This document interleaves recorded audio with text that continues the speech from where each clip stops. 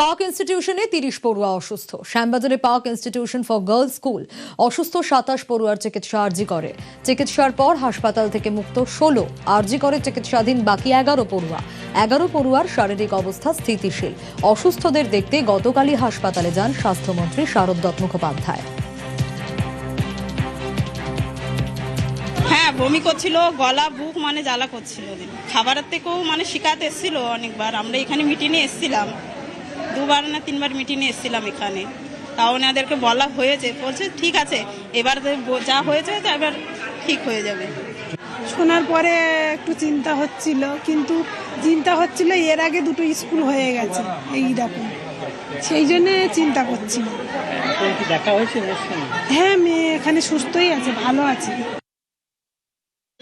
খাবার থেকে হলে তো আমার তো 91টা স্কুলে হতো। আমার তো স্কুলে কোনো রিপোর্ট নেই, বিন্দুমাত্র রিপোর্ট নেই। তাহলে এইখানে যে খাবারটা ছিল, এই খাবার আপনার 9-এর মেয়েরাও খেয়েছে, তাদের কোনো রিপোর্ট নেই। তা 5 to 8 তো আমাদের দেওয়ার কথা, 9-এর মেয়েরা হোস্টেলের খাবার খেয়েছে, তারা অসুস্থ হয়ে গেছে। তাহলে কি বলা যায়? হোস্টেলের খাবার খেয়েও অসুস্থ হয়েছে। আর আমার খাওয়ার পর ওরা একটা অনুষ্ঠান করে, নাচ গানের অনুষ্ঠান, তারপর ওরা মুড়ি মাখা খেয়েছে, তারপর অসুস্থতা হয়েছে। আপাতত 7 দিন বন্ধ স্কুলের হস্টেল। খাবার ও জলের নমুনা সংগ্রহ স্বাস্থ্য দপ্তরের নজরে স্কুলের জলের ট্যাঙ্ক খতিয়ে দেখতে স্কুলে যায় পুরসভার টিমও। স্কুলে যায় রাজ্য শিশু সুরক্ষা অধিকার কমিশন।